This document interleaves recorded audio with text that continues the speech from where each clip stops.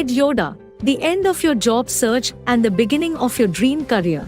EdYoda's live sessions are taught by industry experts, giving you hands-on experience and practical knowledge with real projects, not just degrees.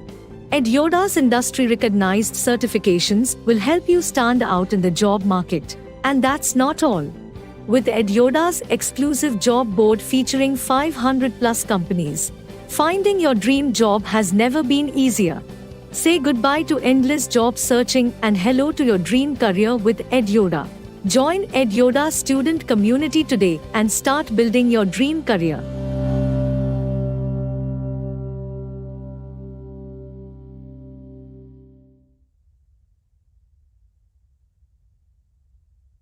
All right. Hi, everyone. Welcome to the live stream. A quick check. Are you all able to hear me or not? And I hope you all are good and excited for this live session. And again, a quick reminder, if you are new to this channel, now would be the right time to click on that like button, subscribe to the channel, press the bell icon, and also share this video with your friends too, so that you all can watch this session together. All right. A quick hi in the chat section. Let me know from where are you all watching this live session from. Great to see you all here for the live. We'll be beginning soon. So let me know where are you all watching this live session from. So I will start first. I am doing this live session from Bangalore. Anant, where are you doing this live session from? Yeah, I am too from Bangalore, Rishabh. All right, so we both are from Bangalore. Let us know in the chat box, where are you doing this? Where are you seeing this live session from?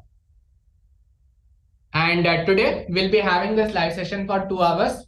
6 o'clock it is already, so we'll begin soon, and till 8 o'clock we'll have this live session. And anytime you have any of your questions, do not let us know in the chat box. We will have a dedicated Q&A section at the end. So stay tuned so you can ask all your questions about the topic as well as any job related queries that you have. You can ask Anand freely in the Q&A section. So stay tuned, and I won't take too much of your time. I'll hand it over to Anand so that the session can begin. But before that, a quick overview about EdYoda if you are here for the first time. So EdYoda is an e-learning platform where we educate on job relevant skills and connect you to job opportunities via our hiring partners. And this is one of our initiative where we are trying to gain, via workshops, trying to gain that skill. Like here in this workshop, we are going to learn about Git. We have similar workshops like this. So do check out our channel after the workshop. Now this is the time to learn, but after the workshop, do check out our channel so that you can see more such educational content. All right, then I won't waste too much of your time now. Time to hand it over to Anand. So over to you, Anand. Thank you, Rishabh. Hey, hello guys. Hello everyone. So a very warm welcome and a very good evening to each and every one of you. I know you people are attending this live session from across multiple geographies, and then it is quite interesting to know that you are gaining interest in these technical things like Git and GitHub, right? Okay, so a bit about me. So to start with, I am a corporate trainer, okay, with around 4.5 years of experience in doing corporate training. And my area of expertise is this completely technical stuff where I handle all these technical stuff like Git, GitHub, and other programming languages, and I deal with Python, etc., etc., etc. So that is what I do on a day-to-day basis. Fine. So without wasting much of that time, so let's begin our session today. Let me just quickly share my screen so that we will be able to know what are we here for today, right? So the topic itself says master Git like a software engineer. Okay, so you can see an image on the screen, right? So if you just focus on this last part of the image, so you can see that the doll, or the probably whatever you like to call it, it is very small, and then it is increasing. And also what you can notice is that you can see the changes in the facial expressions. So it has got some relevance. Okay, so why it has been done like that, and why this image, everything. So we'll understand that once you go into the depth of this. Fine. So okay, fine. What will be the agenda for today's session? So what are we going to look at in this next 2 hours? So we'll start with the basic things. That is, what is DevOps? Okay. So what are the tools in DevOps? Okay. Why DevOps? Basically, why are we starting with DevOps? And we'll understand that part as well. Then what is a version control system? Okay. So from DevOps, we will narrow down to this version control systems. Okay. And then we'll see what are the different types of version control systems that are available with us in today's scenario. And then we'll move on and narrow down our focus or our approach towards Git. Okay, so what is Git and what are the advantages of Git? Why we are learning Git? What is the importance of Git in a day-to-day activity of a DevOps engineer or a software engineer, right? And then we'll see the difference between Git and GitHub. So this is the most widely accepted thing, that people try to use these Git and GitHub synchronously. So basically, they feel that Git and GitHub are one and the same. So we'll understand what is the difference between both of them. Then we'll see what is the workflow in a GitHub. So then what is a branches? Okay, what about branches in GitHub? So what are the commands that we have as a part of GitHub? And then we'll also see some demos, okay, hands-on demos on GitHub. Right, so installation part of the GitHub. So we'll discuss about them, how to install and other things, how to do those things. So we'll discuss about them as we move on. Right. So that is the 10,000 feet overview level, that what are we going to do in the next 2 hours. So excited. I'm also very excited. So let's jump on to the next very first topics. What is DevOps? Okay. And why DevOps? Why are we studying DevOps when we are when we are here to master Git? Why do we need DevOps? Okay, so if I try to define DevOps, so just think of this. So DevOps is just a methodology in the software development and IT industry. So very simple, plain statement. Okay, so you can think of it something like, if you are trying to develop a new software or a new application, it can be any application. Okay, a food delivery application, or online e-commerce kind of a store application. So any application that you think of developing. Okay, so you have to go through certain processes and certain standard protocols and rules and procedures in order to make that app a successful thing, right? So in achieving that part, where we have this applications or softwares. Okay, so in order to build out a successful product, so we apply this DevOps as a methodology. Okay, so DevOps is one of the most widely used in the today's scenario, most widely used methodology for the software development things, right?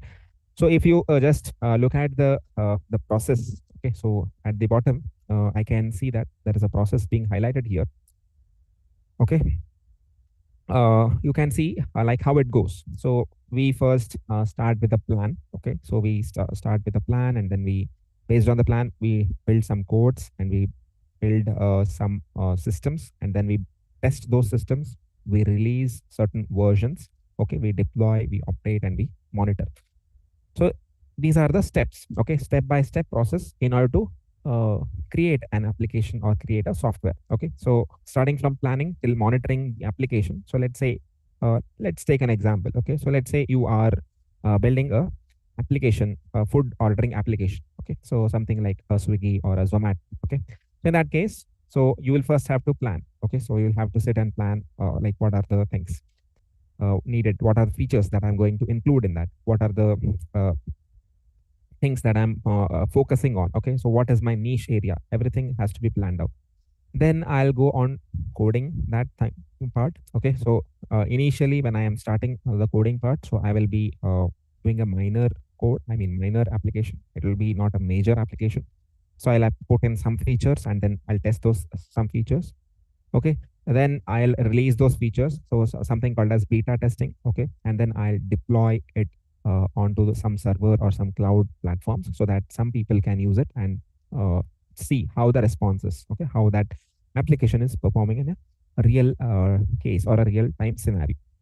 So that is what DevOps is basically. So in short, so you can see that there are total 7 to 8 steps, okay, so which we follow in order to develop a successful software application or a software product.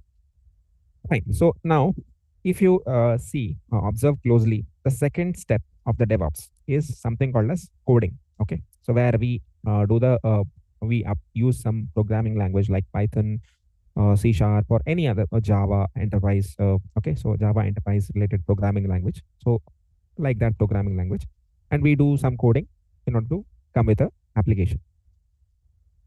Now, if I if I look at the popular tools, okay, if I look at the popular tools that are used in DevOps, okay, so if you just focus of that DevOps plan, so you can see this here. The starting is we start with the plan, okay, then we go to the code, okay.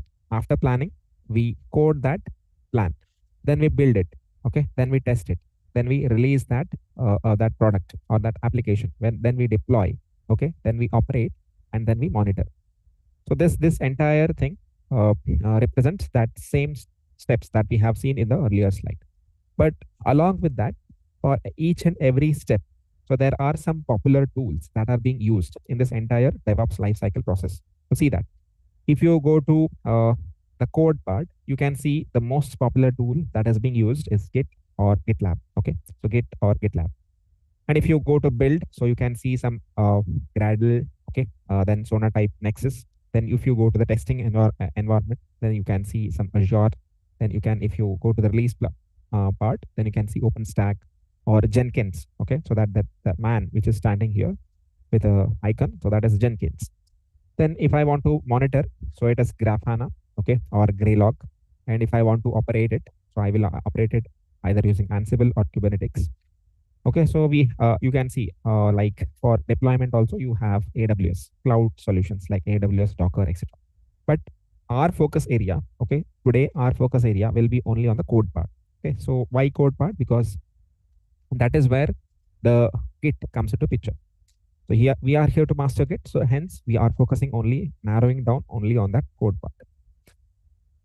Fine. So this is what we are looking at. Now, if I talk about, okay, so if I talk about some real-time scenarios, okay, so you might have faced these issues. Just look at the image that is present on the right-hand side of the screen. So there is a person, and he is trying to save a particular document file. So you can see that final.doc, final_revision_2.doc. Okay, so final_revision.6.comments.doc. So you can see that final corrections.doc. So only thing is the same document, it has been modified multiple number of times. So even we do this, right? So for example, if we are building up a resume or a report of our projects, so what we do? So resume_final. Okay, so then resume_final. Okay, resume_full_final. So what is that basically? So we are creating multiple versions of the same thing, because we cannot use that's one particular resume across or one particular document across, because we have to as and when the changes, as and when the modifications come, so we have to incorporate those modifications and we have to keep on modifying that. Right.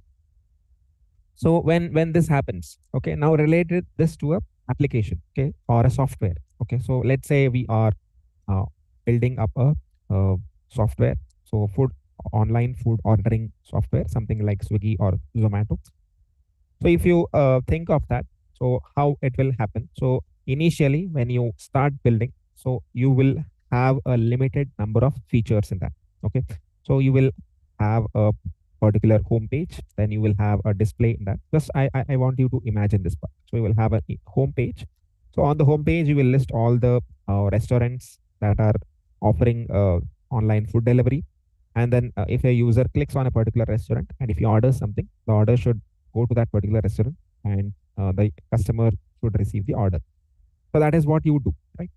So in this process, okay, so when you start, you will have first version of your product or your software or your application. So as and when you move on, okay, as and when your product becomes more and more successful and it reaches to more and more customers, so what happens is you try to find out what are the modifications that need to be, or what are the major customizations that have to be performed as a part of that product or the software. So what you do, you create versions of software. So in order to think of this, so I would like you to think of Android application or Android operating system. So if you remember, so Android had various versions of operating system. Like we had Android Oreo, we had Android Lollipop, etc., etc. So what are those? So those are just different versions that has been given certain names. Okay, so Oreo, lollipops, and etc., etc. So basically, in Oreo, there were certain features that were missing, so which were being added onto the Lollipop version. So the versions which were missing in the Lollipop, that came on into the next version of that Android. So basically, we are improving the code.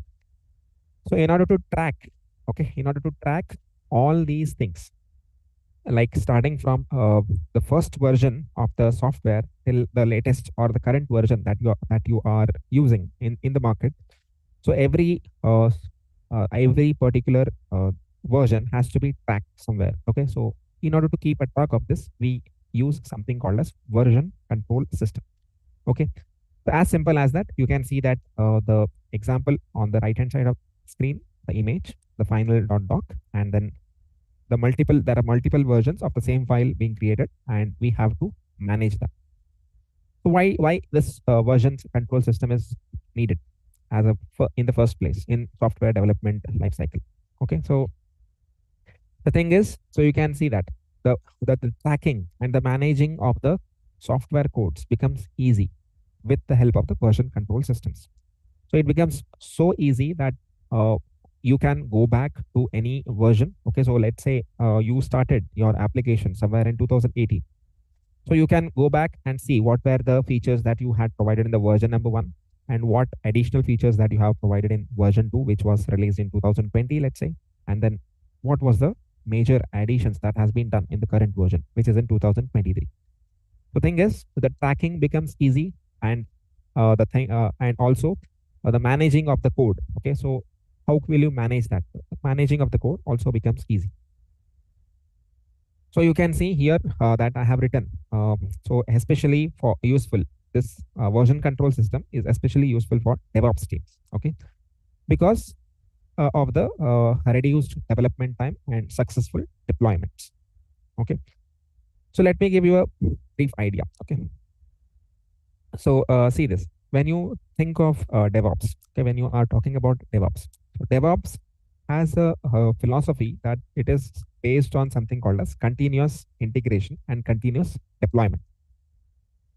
What is the meaning of this? If we try to take those words, continuous integration and continuous development or deployment, anything. Okay, so basically, if you take in any application, in today's case also, if you go to Google Play Store or App Store on Apple phones, so you will see that the same application which you have been using. Let's take WhatsApp, for example. Okay, so you can see that every month WhatsApp releases a new updates, right? You can see that every month WhatsApp is releasing a new update. So what do you think? What is that? It is continuous integration and continuous development. So in the backend, there are some software developers who are continuously developing, or who are continuously doing the adding new features to WhatsApp. Okay, and those features are being integrated to the WhatsApp that we use on our phones. So that is what is continuous integration and continuous development, right? So in order to now imagine when you are doing the updates on a monthly basis, okay, on a month-over-month basis. So what happens there? So in order to keep a track of all the previous releases or previous what we can say the previous versions, so there should be a systematic control system coming into picture. Okay, so hence we are talking about this version control system. Then our types of version control system. So if I talk about the two different types, so we basically have only two different types. So one is the centralized version control, and one is the distributed version control. Now, I want you people to imagine these two things, something like this. Okay, so imagine or consider that. Okay, so pre-COVID era. So let's look at this in a real time scenario. What is the difference between them and how can we understand them better? Okay, so go to the pre-COVID era, and if you think of a particular any particular school or any particular college or any particular uh, organization, okay, those who want to do do training on certain topics, okay, on topics of their interest. So for example, let's say consider a school. Imagine, I want you to imagine a school. Okay, so in that school there will be a classroom. All the students will come and sit into that classroom, and there will be a teacher who will come to the classroom, and he will go to the blackboard, and he will write whatever is either science or mathematics or whatever it is. So whatever the topic that he is decided to teach for that day. So what happens? So there is a teacher who is well learned, and he is having all the knowledge of that particular topic, and he will deliver, or he will teach the concepts of that particular topic to all the students sitting in that particular classroom. So this something, okay, this you can relate it to the version that we have here, centralized version control. This is something called as centralized version control. Meaning that there will be only one system which will keep a track. So we can call that as the master system. Okay, we can call that as a master system, and there will be multiple other systems who will be accessing that system. So in our software development terminology, we can call like this. So there are students who are accessing the concepts that are being taught by the one single teacher. So one single teacher is teaching 20 to 25 or 30 students. So there are 20 to 35, 20 to 30 software developers who are accessing the resources of one single particular system. Now, if I talk about distributed version control, okay, so how to understand this? Okay, now imagine the same scenario in the post-COVID era. Okay, post-COVID era, or when we were in the COVID this thing. So what happened there? So there was no school. Okay, all the schools were shut down. Okay, so the students were, or the learners were sitting in their home, and they were learning the concepts from the same teacher, but through mobile phones on the Zoom meeting. Okay, on Zoom meeting or Microsoft Teams, any one of them. Right. So now, if you try to look at that, try to look at this particular thing. So what is the advantage here, or what is the thing? Okay, so thing is, it is like the teacher is coming to that particular every student's home. So let's imagine there are 30 students, and those 30 students are learning from the same teacher. So that same teacher is coming to each teaching one particular concept to that batch of 30 students. And what we can see is every student has an access to that. Every student has an access to that. Now, what you can see here, what is the difference here? The teacher is same, the students are same. But the thing is, when the teacher is teaching on a Zoom meeting, so it appears that teacher is teaching to me alone, not to any other person. Because when I'm sitting in front of a Zoom meeting, so I can see myself and my teacher. I don't know who the other batchmates are. Okay, so that is how that we can relate to this distributed version control system. Okay, so let's try to relate to this. So now what is that? Okay, so there will be one master computer. Okay, master, we'll call that as computer. And let's say there are multiple software developers sitting. Okay, and then for every software developer will have a copy of that particular file. So let's say for an example, we can consider an application, for online food ordering application. So on the master server, so there will be files related to that application present. Okay, so what the developer, let's say there are 3 developers. So what all those three developers can do. So the developer number 1 can download all the files into his local system. Then the developer number 2 can download all those files into his local system. And the developer number 3 can also download all the files into his local system.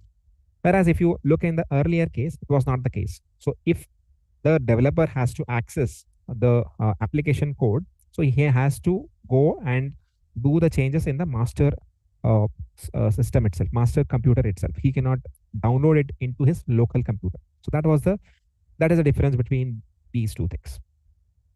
Okay, centralized thing. So you can even look at the diagram, so you can understand that more better. So one lock having 3 different keys, and one lock having multiple different locks and then multiple different keys. So that is what the diagram even there represents. Okay, so what are the tools as a part, or what are the tools present as a part of the centralized version control system? So we have something called as CVS, we have Perforce, and we have SVN. So these are the tools, okay, through which we can perform the centralized version controls. Okay, so let's say I am building an application and I want to use the centralized version control system. So I can go to this.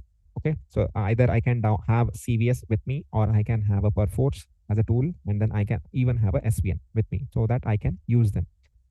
Now, in the same way, if I want to do the application, or if I want to code a particular application on a distributed version control system, then the tools available with me are Git and Mercurial. Okay, so etc. So there are multiple other things also available, so which can be used as a part of this distributed version control system. So what happens in this? So the entire code is brought to the local system as well. So that is the thing in this distributed version control system. Okay, now if you try to think of this, okay, just try to think of this. So what happens? Let's say, okay, so in centralized version control, okay, in centralized version control, so what happens is, since the dependency of the software, I mean, all the files of a particular application are stored or only on one system. Okay, one central system. See this. This is, let's say, this is my central system. Okay, on all the code which is used to create an application is stored in my central location. And the disadvantage here is, if this particular central location, okay, by somehow it goes away, or let's say if this central location fails due to some error, or due to some, it crashes down. So what happens is, it becomes difficult. Okay, it becomes difficult for these software developers, okay, to understand what has happened, or to go back to the previous okay, all the code that was present in that system, and to develop the things like that. Okay, so here in this case what happens in a distributed version control? So what is the advantage here is, see, since you have this is your master computer.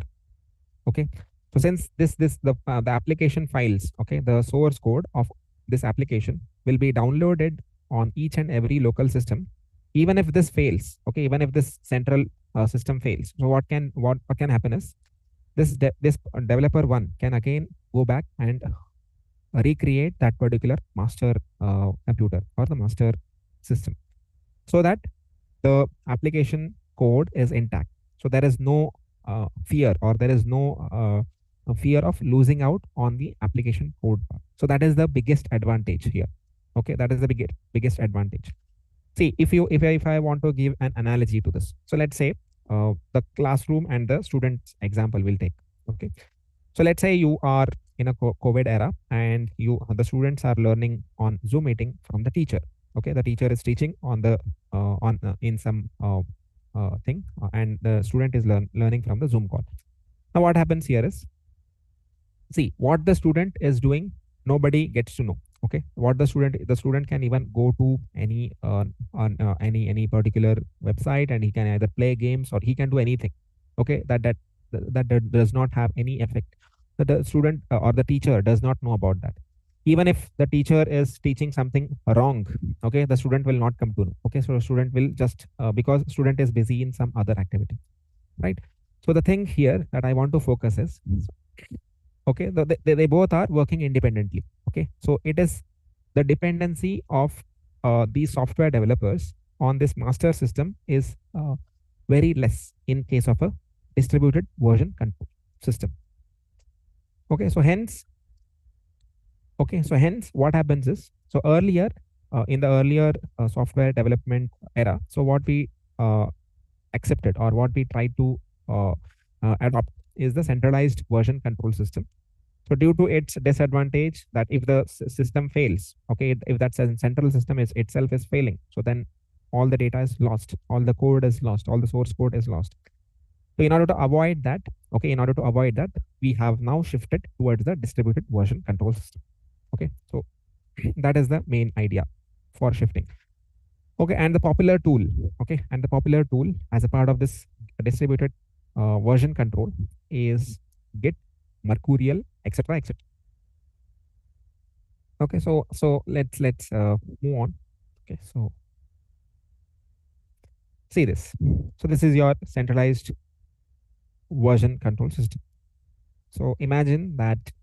Okay, so let me just show you. Okay, so this is, let's say, developer number 1. This is developer number 2. This is developer number 3. Okay, so they are working on some application or some software. Okay, so when the work is over, they have to commit. Okay, then he is also working on some application or on the same application or software. Then he has to update it to the main system or the main server. Similarly, this one. Now, if you look at the difference, okay, if you try to go and look at the distributed one, so you can easily get to know the difference here. So see that. Okay, so you have this main system here at the very top. Okay, this main system, whatever is present, okay, whatever code, whatever data is present in that main system can be easily downloaded onto the developer number 1's, okay, system. So that this is the developer 1 system. Okay, this is developer number 1 system. Let's say this is developer number 2, and this is the system for developer 2 system. Okay, and then this is developer 3, his system. Okay, so you can see that the main, whatever is present, the code files, the application files, whatever are present in the main system have been downloaded to the local system of each and every developer. And now it is the developer's choice, whatever modifications that he is doing. So he can either, what he can do is, he has two choices.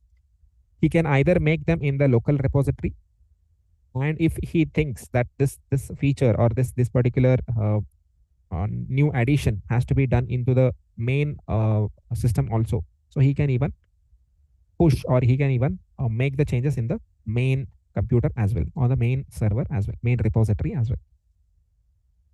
Okay, so the advantage here is, even if this system goes down, crashes, there will be no problem as part of this thing, because each and every developer is having his own all the code files, all the data from this main system or the main computer, right? So as a part of this terminologies, so repository is nothing but you can consider that as a folder. Okay, like a folder, it's like a folder. Okay, so server is nothing but a computer. Okay, so you can see that we have written something called as a server is nothing but, you can call that as a computer. Okay, it is nothing but a computer. A repository is nothing but a folder, nothing but a folder.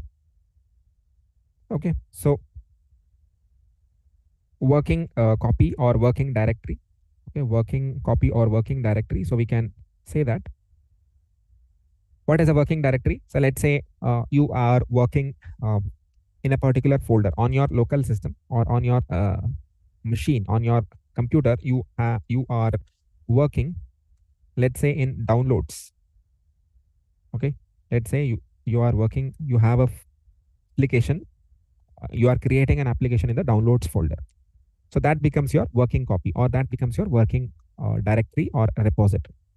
Okay, so we can call that as. Okay, fine. So let's move on. So let me just the next part. It is not going. Yeah. So now talking about the version control process, right? So we now have understood. So from DevOps, we have narrowed our approach, okay, narrowed down towards the version control system. So we have understood that we need, for creating better applications, we need something called as distributed version control system. So from DevOps, we came down to distributed version control system. Okay, so we have narrowed down. Okay, now let's try to understand the version control process, how this entire process happens. So okay, so see this. So there are total 7 steps or 7 stages in which this entire process happens. So see this. First one is repository management. Okay, so how the repository has to be managed. Okay, that is the first one. Second one is branching. Okay, so we'll come to this, what is branching and other things. So in hands-on demo also, we are going to look at this branching and other things like that. Then regular code commits. Okay, so regular code commits means, so today a software developer is working on a particular application. So he thinks that a new feature has to be added to this. So he will add that and he will do a commit. Okay, he will make that modification in the original application also. So that is what regular code commit. Okay, then a new developer joins the organization, let's suppose. Okay, so he can, so what is the first question that he will ask? So the first question that the new developer asks is, so he wants the files of the current application. So let's say there is an application. So he wants all the files related to that application in order to work on that particular application. So that is what is a pull request. So you'll understand that. Merging, okay. Then we have issue tracking, we have labeling, okay. So this is 7 steps, okay, in which how this version control happens. So let me just give you a brief idea how this happens. Okay, so let's say you are working on the same online food ordering product, okay, product or application. So there are total when you are working, okay, when you are working and when you are creating the source code, writing the source code for that particular application. So the first thing that you have in mind is, how can I save this source code? So, or where to save the source code. So you have a solution now. So you will do some version control process, version control systems. You will select some version control system and you can go ahead with that process. But in that entire process of bringing up that source code, okay, in the entire process of building up that source code, so what you will do, you will first write source code of that application. Okay, you will write the code, all the code that is related or needed for that particular application. Okay, so now what is this branching? So let's say you want to add features, new features. So for example, let's say in that application, so what can I think? The first page should be a home page. Okay, then from that home page, I will go to a settings page. Then from that settings page, I should have a profiles page. Okay, so all these are branches in the same application, but I have multiple branches. Okay, whatever is present on the home page should not be present in the settings page. So in order to distinguish this, okay, so we have something called as branching. But when you open an application, okay, when you open the application, what should be viewed by the user end? The user should be able to look at the home page. So that is the that is something called as the main page, or the home page is the main page. And there are other features like settings, profile, okay, and transactions or orders. So that those are all the different things, the different pages that you have, different tabs that you have. So that becomes a branching part. Then see, for every particular branch, okay, for every particular branch, you will add new features, okay, new features. So hence definitely you will be doing the regular code commits. Since new software developers are regularly joining, so we can think of it as a pull, this pull request. Okay, so we will be keep on doing this pull requests again and again. Then we have something called as merging. Okay, then we have issue tracking. So if there's some issues come up, so how to track those issues. So that is also a part of the version control process. And finally, we have something called as labeling. So labeling is nothing but, so when it can be anything. Okay, so if you want to label a particular code, so you can even label a code. If you want to label a particular file inside a code, okay, in the entire code, if you want to label a file, so you can even label that. Issue is coming up, so you can, if you want to label that issue, so okay, so you can even label tagging or labeling. You can do that as well. Right now, this is a very high level view. Okay, so this has many intricate or internal things that has to be done. But as a very high level view, so this is how what we can say. This is a 10,000 feet overview of how the version control process works. Okay, so now coming to the question, why it? Okay, the question is why in the distributed control system, since we have multiple applications or multiple tools, why only are we selecting Git? What is the purpose? Okay, so the reason is based on the popularity of the tool. Okay, the first reason is the popularity of the tool.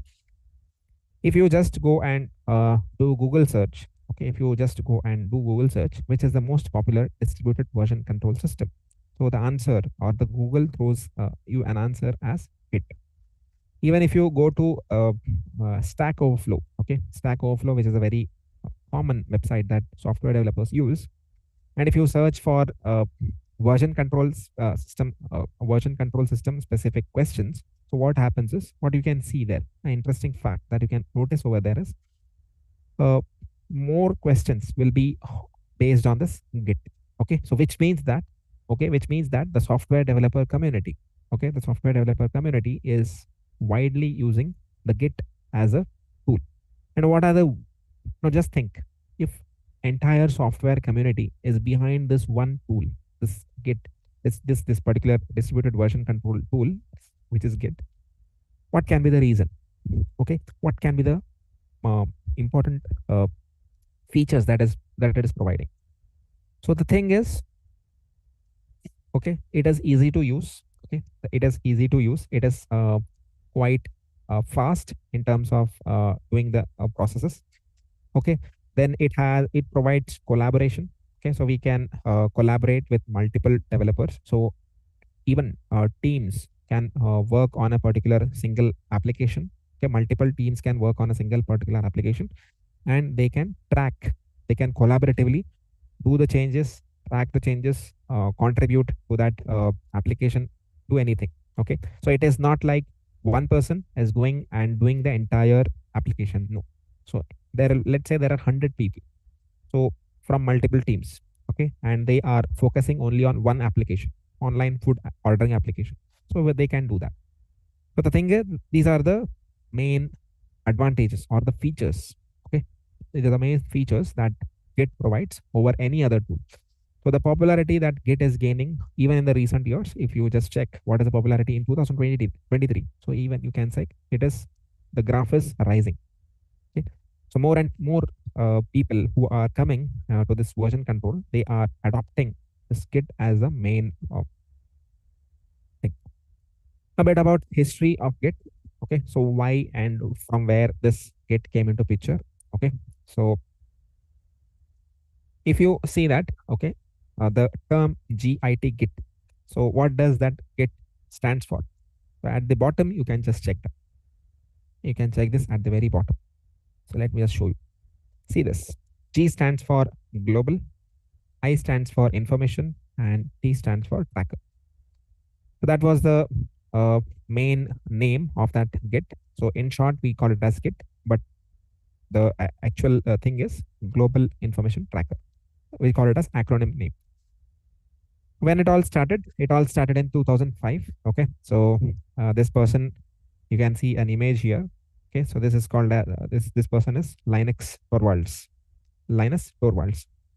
So he is the inventor of the popular Linux operating systems. Okay, so in order to manage the source code of the Linux operating system, so he has created this particular version control system, which is called as Git, distributed version control system, which we today use it as Git.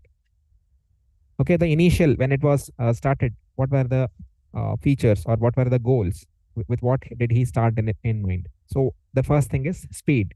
Okay, so he wanted speed, okay, in doing the code commits or in doing the features, adding new features, modifying the files. So to regularly modify those files. So that was the initial goal. Then second is support for non-linear development. What is non-linear development? Let's say if if a particular developer is working on an application, one developer is working on an application. So what was the idea was multiple developers should come and work on the same application. Multiple teams can be easily able to work on that application. So that is what a non-linear development means. Okay. So they can work on that same application in multiple locations in multiple ways. Okay. So there should not be any restriction. Okay. So that is the second thing. Fully distributed. Okay. Fully distributed means there should not be any central server which takes the control of the entire application. Nothing like that. And it should be able to handle large projects like Linux efficiently. So this is another very big advantage. Okay. So just think of these applications like Amazon or Swiggy, Zomato. Do you think they are very small projects? They are very large projects. They are having thousands and thousands of customers database. So they are having thousands and thousands of features in that one single application that you open on your phone or your laptop. Okay, so many things. Okay, so in order to do all these tasks efficiently and in order to handle big projects, so that is the idea where this Git came into picture from this person called as Linux Torvalds back in 2005. Okay, now what is GitHub? Okay, so we have learned a lot about Git. What is GitHub then? Okay, so Git, if in short, if I want to say what is Git, Git is nothing but version control system. Git is a version control system. What is a GitHub? GitHub is a hosting device or a hosting service which hosts the files from this Git. Okay, GitHub. So you can understand that. So I'll show you a difference, a clear difference between Git and GitHub in the next slide. So you can understand that more better. So you can see that GitHub was developed by Chris Wanstrat. Okay, so and Scott. Okay, using Ruby on Rails, and it was started in February 2005. Right, GitHub. So that was Git, and this was GitHub. So started in 2008. It is a subsidiary of Microsoft, which acquired the company in 2018. You can see that. So Microsoft has now the control of this GitHub. Okay, so see this. This is very important for us. So is a site for online storage of Git repositories. Whatever folders, whatever files, whatever data that you store in the Git folder or the Git repositories, in order to make it available to the entire world, okay, in order to store it on online storage, so GitHub came into picture. So that is a basic difference. GitHub is just a place where you can store all your files. Okay, you can just place, okay, so that the entire world can view that. So that is what GitHub is. There is nothing fancy or there is nothing new that this GitHub provides. It is just to see how the things can be shared with the entire world, the Git part.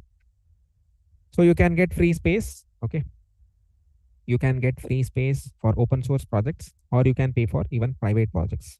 So on GitHub, so you can do open source projects, or you can even do private projects. Okay, so you have to pay for that. Okay, the very important question: do I have to use GitHub in order to use Git?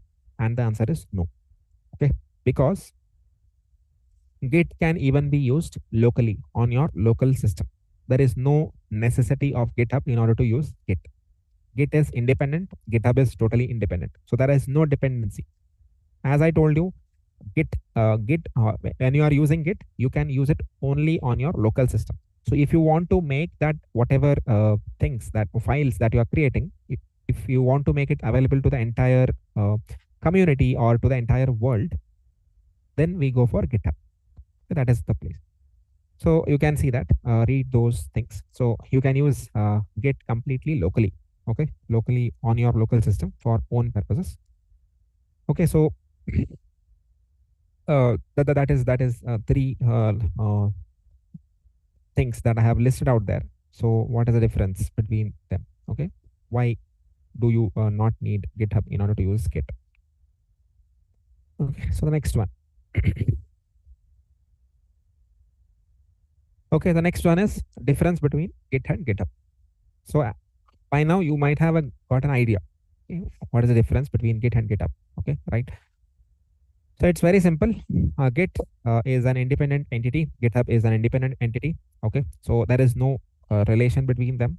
Okay, so Git, you can install and work on Git on your local machine, whereas for GitHub, you just have to have a GitHub account, and you whatever files that you're creating, if you want to share it with others, and if you want others also to collaborate on that, so you can go ahead and use GitHub.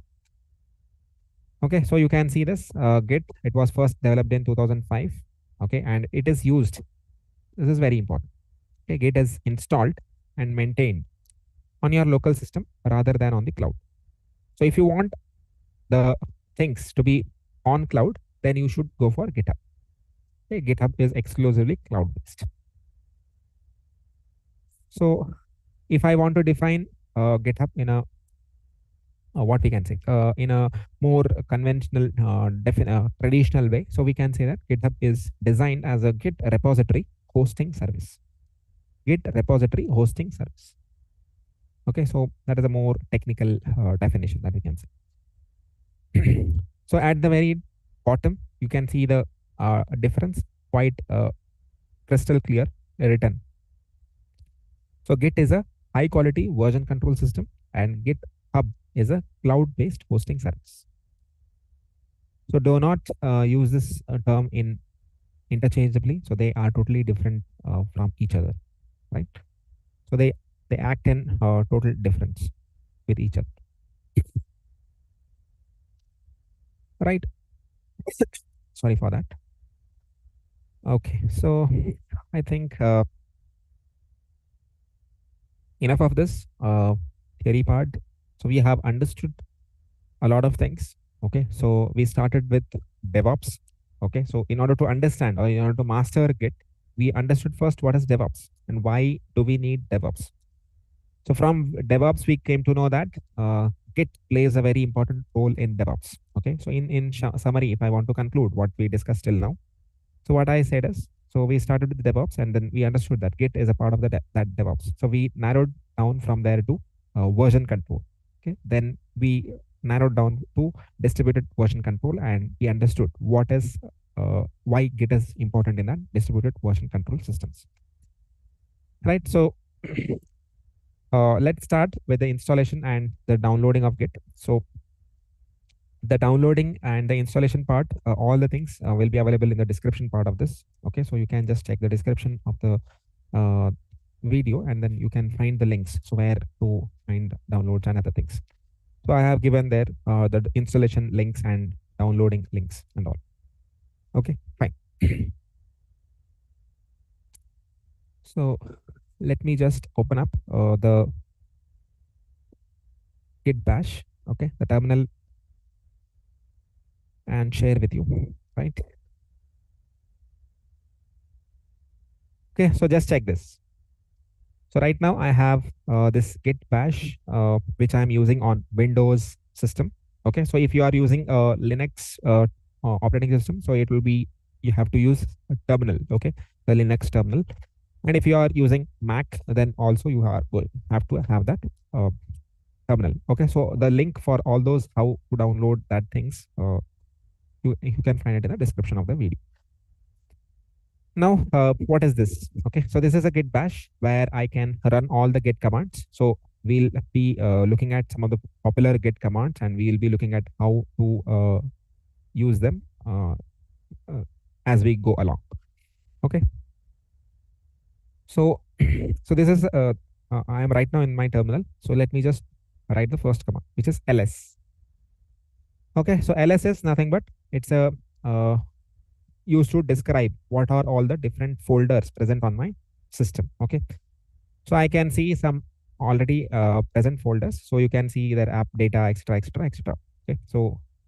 Okay, so these are the folders. These are the folders. This is also a folder. These are all the folders. Right. So let me just create a new folder. Okay, let me just create a new folder here. New directory. Okay, so in the next terms, you can call it as directory. So I'll just say mkdir, okay, and I'll say DevOps. the name of the folder that I want is DevOps, and how am I creating it? Using the mkdir command. If I press enter, okay, and if I do ls now, okay, so what you can see here, you can see a new, okay, you can see a new folder getting created, which was initially not there. Okay, if you focus on this area alone, okay, initially it was not there, and now we have that folder. So let's move into that folder. Okay, let's open that folder from this terminal. Let's open that folder. So cd, I'll use that cd, and I'll say DevOps. Okay, so you can see that right now we are in the DevOps folder. How did I confirm that? See this. Initially, I was in the root folder. So you can see a tilde symbol, something like this, a symbol like this. So this is called as a root, okay, root folder, or the root directory, anything that you like to call it. And then now you can see that symbol with a DevOps. So which means that right now I am in that folder, okay, or that directory. So if I do ls here, you just observe this. If I do an ls here, yeah, so you can see that nothing is displayed. Earlier, when I was doing ls, I get to see all the different folders that are present. But when I do ls now, it is not showing anything. So which means that this is an empty directory or an empty folder. The DevOps is an empty folder. Fine. So let's just clear this screen, entire screen. I don't want this. Okay, so let's clear this. Right. Okay, so let's create two text files here. Okay, so let's say nano1.txt. Okay, and I'll just say hello. Okay, hello. I'll just say world. WORLD. Right. WRLD. So once I finish typing, I'll just say Control X. In order to save that file, I'll say Y and then exit from that, so that I get back to my terminal. Now second time, I'll again do the same thing, nano2.txt. Okay, nano2.txt, and then I'll say enter. So here I'll say hello. This is second file that I am creating. Okay, again I'll say Control X in order to save this, and yes, and then enter, so that I get move back to my terminal. Now if I say ls, so you can see 1.txt and 2.txt. Okay, so so we have two files present inside my DevOps folder or the DevOps directory. Now what I'm going to do, okay, now first I have to initialize a GitHub repository. Okay, the first step is initializing a GitHub repository. So that is what I will be doing. First step, initialize Git repo. Okay, initialize a Git repo. How to do that? So just look at this. Okay, so Git, okay, Git init. Okay, so initialized empty GitHub repository. You can see that it has initialized a empty Git repository. So I want to check what is present in this. Okay, I want to get a status of this particular thing. Okay, so I'll just say second thing that I want to do is I want to get a status of the directory. This particular Git directory which I created, I want to get a status. So let's see that. So I'll just say Git status. So what you can see multiple things being listed out there. So where you should focus. Okay, so see this. So you have to focus on this. No commits yet. Okay, nothing has been committed yet as of now. So we are still in this we have created initialization mode. Okay, we have just initialized a repository. We have not done any commits. So it is displaying that message here. Then what is the second thing? Untracked files. So there are some files present in that this repository, this empty repository. There are some files present, 1.txt and 2.txt, and they are untracked. We can see that. Along with that, Git is also providing us some message. See this. Use git add the file name of the file to include, okay, what will be committed. If you want to do the commit, if you want to commit these files to the Git repository, so what you can do? you can just have to use this command, git add command. Okay, so that is what it is saying. Fine. So let's do that. Okay, so I'll just say, so since it is suggesting me, I'll just say git add. Okay, git add. I can just say 1.txt, the name of the file, and 2.txt. Okay, 2.txt. So instead of doing it this way, what I will do is I'll just say a dot. Dot means everything. Whatever is present in that directory, I want to add everything. Okay, I want to add everything. So what I will do now, I'll just press enter. Okay, and now I check the status again. Once again, I check the status. So I'll just say git status. So the things you can see this. What is the difference between the earlier one and the new one? What is the difference that you can see is, see, untracked file was the earlier thing. Now you can see changes to be committed. There is no message as untracked files. Okay, so you can see new file 1.txt, new file 2.txt. All right, so we have added, okay, we have added these files 1.txt, 2.txt. These two files have been added to the, okay, something called as staging area. I'll explain this what as I go along. Okay, as I go along, I'll explain this. Now what I'll do, I'll just say git, okay, commit, git commit -m. So since it is again giving me this message, no commits done yet in the earlier part. So I want to do the commit now. So I'll just say git commit -m. Okay. This is my first commit. First commit. And I'll press enter. Okay. Now if I check the status, git status once again. So you can see that nothing to commit. Working tree is clean. Okay. So you can see a message here at the bottom. Nothing to commit. Working tree is clean. Okay. So what did we do now? What did we do now? So from the, okay. So from the staging area, from this particular step, we have done the commit.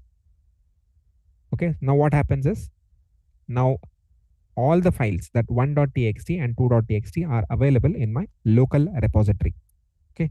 They have been initialized as a local repository. Now, if I want to make this available, okay, so I can easily work till here. Okay. I can easily work along with this only. No need to make this entire repository as a global one. Now, if I think that I want to make this particular repository or make these files available to all the people in the world, so then I have to use something called as GitHub platform. Okay, only then I can be able to do that. Okay, right now whatever we did, it is only in my system. It is not available to the entire world. If I want to make it available to the entire world, we have to take certain steps, okay, that I am going to take. So see this. So I'll just say git, okay, git origin. Just check that. Yeah. So git remote, remote remote origin master. Okay, so it is giving me some error. Just let me just check that in that case.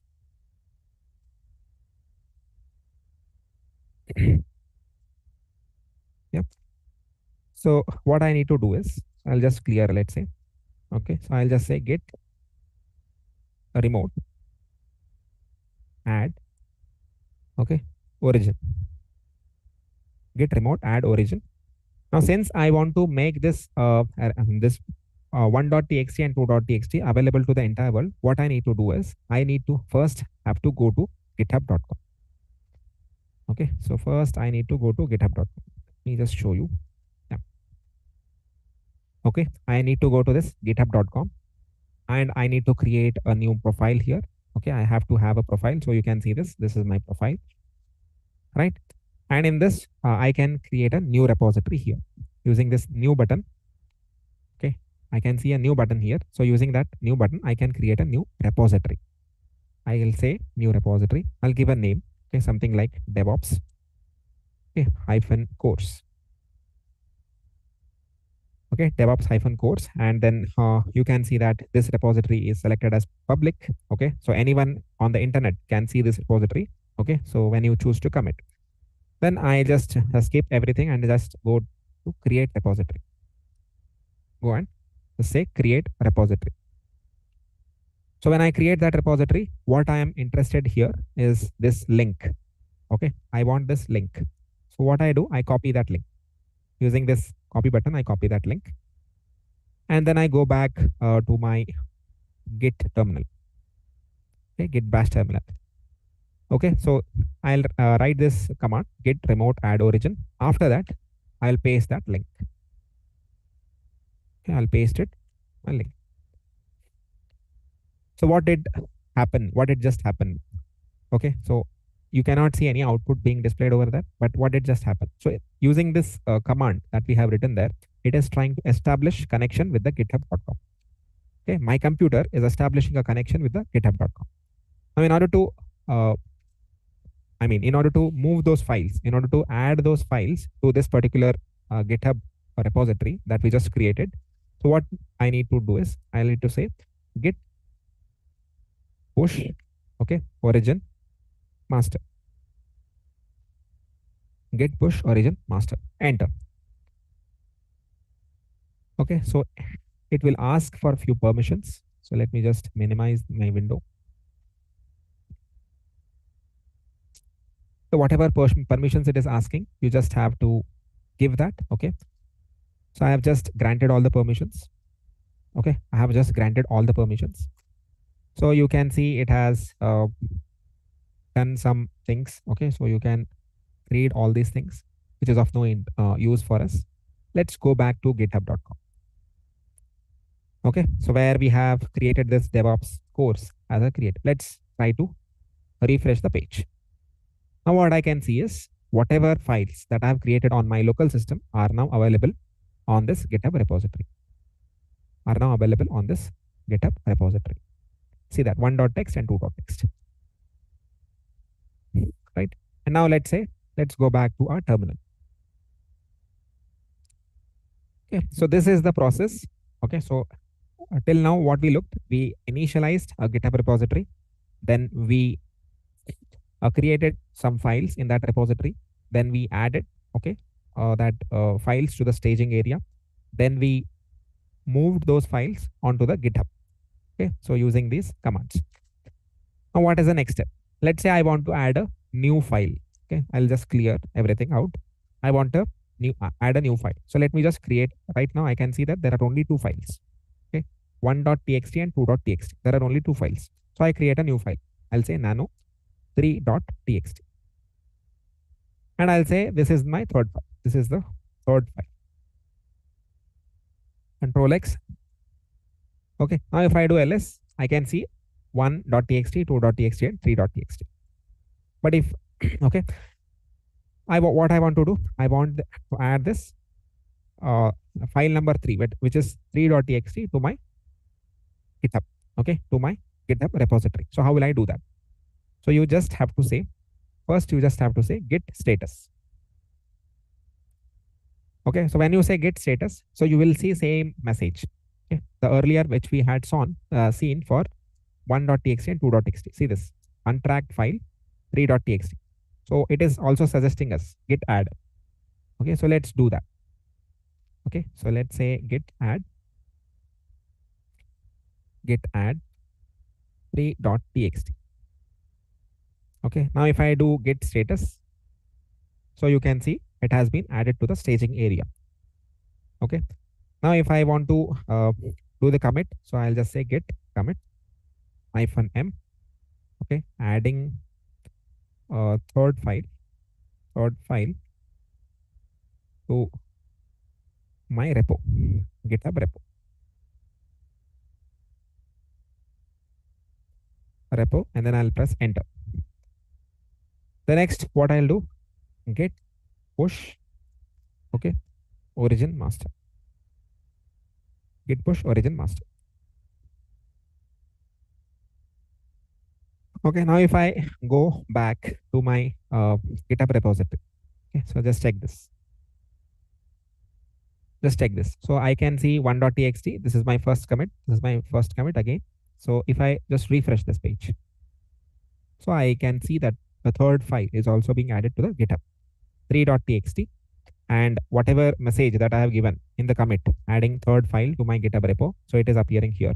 Okay. So you can see this, adding third file to my GitHub repo, and you can see how, at what time it was done. It was just done now, right? So this is how we add files to the GitHub repositories. Okay, this is how the files addition is done. Let's go back to our terminal. Let's clear everything out. Okay. So let's say at some point in time, I want to modify. Okay, I want to modify the existing file. Let's say I want to modify the 2.txt. Okay, so I'll just say nano 2.txt. So what is present in this nano 2.txt? So hello, this is the second file that I'm creating.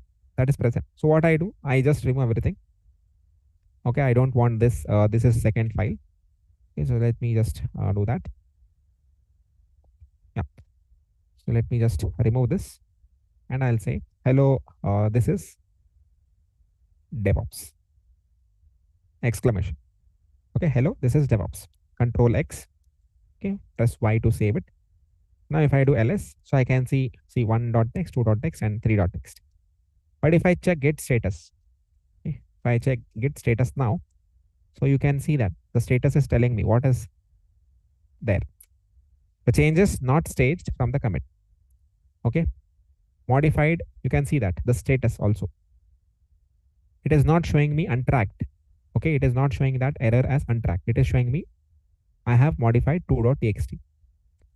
What I need to do in order to apply or modify the same things in my GitHub repository. Okay, so let's go back to my GitHub repository.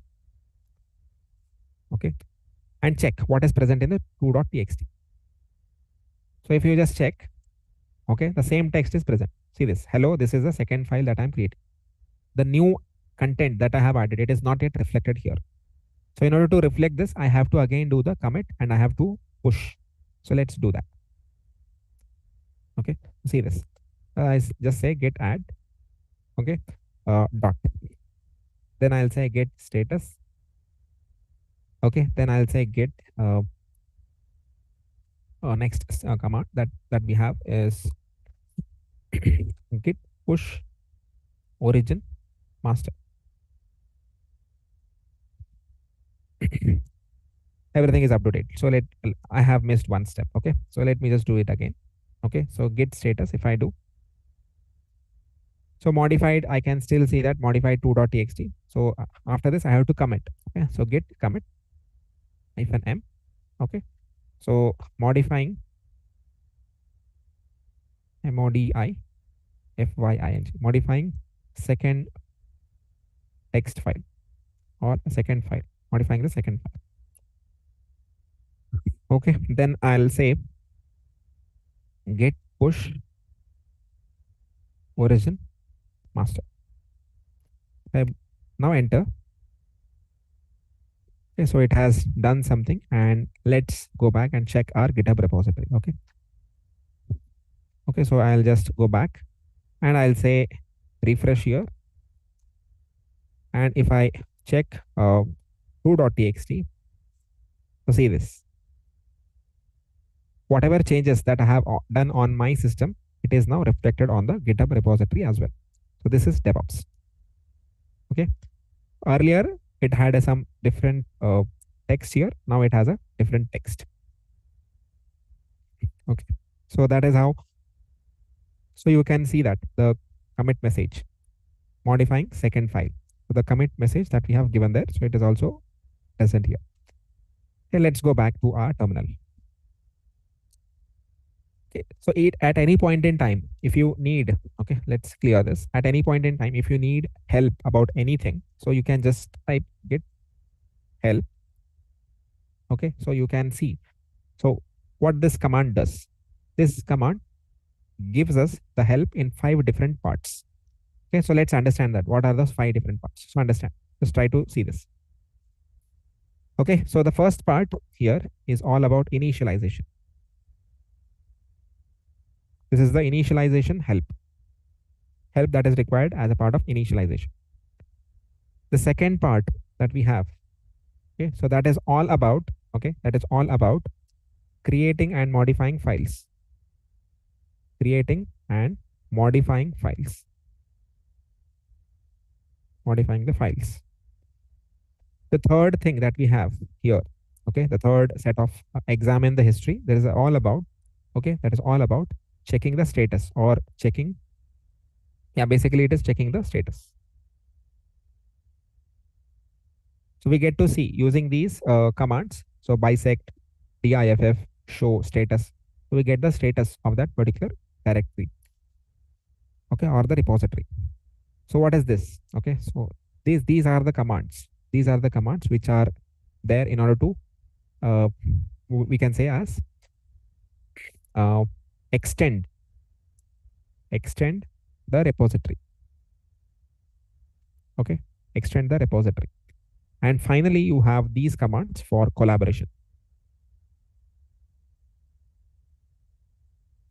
Collaboration. So 5 different types of command categories. So first category, you can see that it is initialization things. So you have git clone and git init. So we'll see that what is, so we have checked what is git init. So we will see about, we'll talk about git clone also in some time. Okay, then second thing is creating and modifying files. Okay, so if I want to modify a file, okay, if I want to move a certain file from one folder to other folder, or if I want to add a file to a staging area, so that is what we. Then the next one is examining, so checking the status of the files. Okay, then if we want to extend our repository or grow our repository, okay, so we can use these fourth category commands. And finally, collaboration. If multiple people, okay, so I am working right now on this particular system. So if somebody, if a new developer wants to work on that same repository, okay, so these are the collaboration commands that you can see at the bottom. So he has to, the second developer has to use these set of commands. Okay, so even you can just say, so at the bottom you can see a message here. Okay, so see git help kit or an overview of the system. So you can, if you just type, let's say, okay, so if I share my entire screen now, okay, so you check this, I'll type here, I'll just type git help git. If I type that and if I see that, what happens is a new GitHub page is opened, git manual page. So by typing that command, it has opened this page. Okay, so you can read about all the description, the synopsis, and every detail about that particular thing. This is the help command, basically the manual help command. Okay, so that is how you can use the help command. Now let's say, okay, so let's move on. Let's say I want to check, okay, I want to check the, let's clear this, clear. I want to check the history of all the commits that I have done. Okay, so I have created multiple files, right? 1.txt, 2.txt, and then 3.txt. And then I have committed to that GitHub repository, remote repository. So I want to check the history of all those commits. So you can just have to type git log. So you can see this. What did I do from the origin? So see this. You should come from bottom. So this is my commit ID. So you can see this. This is my commit ID. So author is my name and my email address. And then on which date I did what did I do? What operation did I do on which date? So this is my first commit. First commit operation I have done on the so and so date at so and so time. Then second time I have added a new file. Okay. In the second commit, I have added a new file to the GitHub repository. And in the third commit, okay, third commit, I have added, modified the second file. Now, if you remember the order of operations that we have done, it has been in the same format, right? So first we created 1.txt and then 2.txt and then committed them. Okay, we have, brought those files onto the GitHub.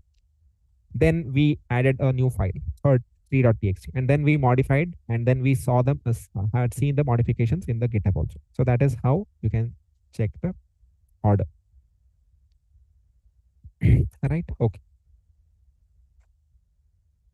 So if you want to even check, so let's say if you are working on a software application, so what happens there is, so there will be a lot of commits. Okay, so right now we have only 3 commits. Okay, right now we have only 3 commits. But if I want to in an application, software application, there will be a lot of commits, right? So if I want to check, I'm interested in only 2 commits, let's say. Okay, so this is, let's say, so I'll just say git difference diff. Okay, I want to check what is the difference between this particular commit. So I'll just copy this and paste it here. This particular commit and this commit. What is the difference between them? I'll just paste it here and press enter. So just copy those commit IDs and then paste that. So what did I do? So Git tries to display that. So new file has been added. So you can just check this. New file, okay, has been added to the repository. In between these 2 commits, a new file has been added. That is the only operation that has happened. You can see all the details like what is present in that file and other things like that. But the main focus area should be new file has been added. Okay. Git difference. Fine. Now let's move to the next one. Okay, let's move on. Next concept. Clear.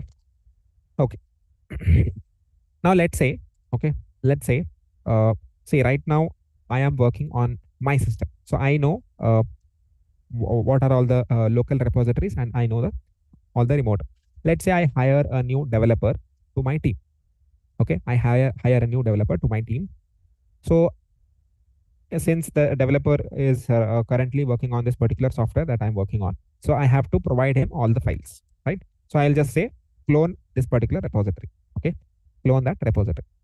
So let's open up a new Git bash. So let me just open up a new Git bash here and share my screen. Okay, so imagine, okay, imagine that this is developer number 2. So you can see that. Okay, so here you can see min JW64 and DevOps master, and here you cannot see anything, right? So this is developer number 1, and we have one more developer coming into picture. Now what in order to for this particular developer number 2 to work on those files 1.txt and 2.txt and 3.txt, first he has to get those files on his local system. Okay, get those files on his local system. So let's create a new folder. Let's say developer 2 cd. Okay, make mkdir cd. So I'm creating a new. So I'll just say ls.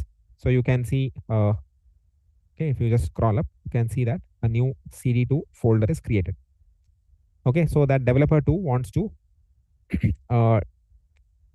import that file. Okay, import that file into this cd2. Okay, so let's say cd2. Okay, so I'll say cd. So right now I am in this folder. So if I just see the contents of this folder, so there is nothing present in that. So it is an empty directory. It's an empty directory or an empty repository. Now, in order to get those files from that GitHub repository, so what I'll do is I'll say git clone. Okay. After this clone, I have to just go back. I just need to go back to my repository, and you can see a code section here, right? You can see a green colored code symbol. You just have to click on that. What happens when you click? You will get a link. Okay, so this is the link. Copy this link. Okay, copy that link and go back to your terminal. Okay, yeah, go back to your terminal, and then you have to paste that link here. Paste it and enter. Okay, now if I do ls, okay, so it gives me DevOps -course. Okay, let's do. Okay, so what is this DevOps -course? That is the same repository that is present on my GitHub repository, right? So I'll just say cd DevOps -course, DevOps -course, and enter. Now if I do ls, so you can see that the developer number 2 has all the files 1.txt, 2.txt, 3.txt. All the files are present in the with the developer 2 as well. Okay, now let's say the developer 2 creates a new file. Okay, on his system he creates a new file. So let's say something like this: nano 4.txt, creating a new file. So let's say hello. Okay, this is a file from developer 2. This is a file from developer 2. Control X, and I'll press Y and I'll say enter. Okay, so now if you do ls, so what you can see is there are total 4 files. And if you say git status, so you can see again the same message, okay, which is untracked file. The 4th file is untracked, so you have to do the git add. So let's do that. Okay, so let's say git add dot, enter. Okay, then I'll say git commit -m. I'll say adding 4.txt from developer 2. Okay, and then I'll say git push origin master. Git push origin master. So what happens now? So if you just check this, okay, so it has go back to your Git repository, okay, GitHub page, and if you refresh this page, so you can see a new file 4.txt appearing in this GitHub repository. What is the advantage that you can see? Okay, the first 3 files were created by developer number 1, and the 4th file, it is created by developer 2. So this GitHub repository is now open. Okay, any developer can come and contribute to this particular repository, right?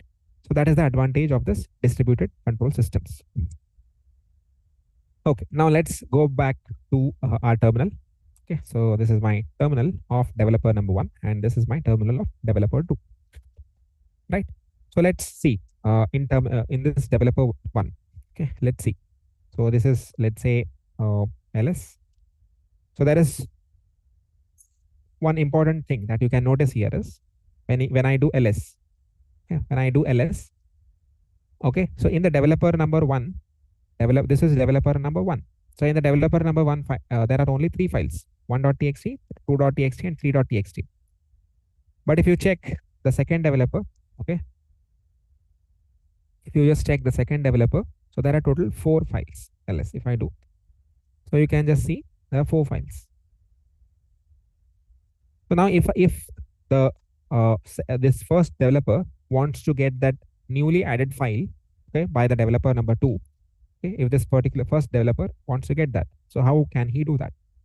The command is git pull, okay, git pull, and he can just say the address of that.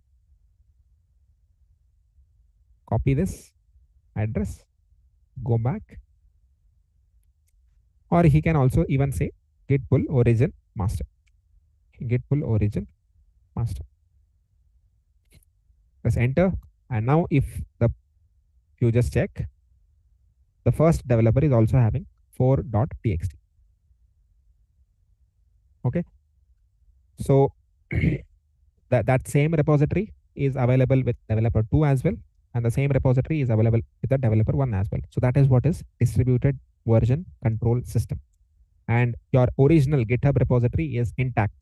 If you go and check your original GitHub repository, it will be intact. It will not be modified, or it will not be changed. Okay. So that you can work individually on your own local systems. Okay, fine.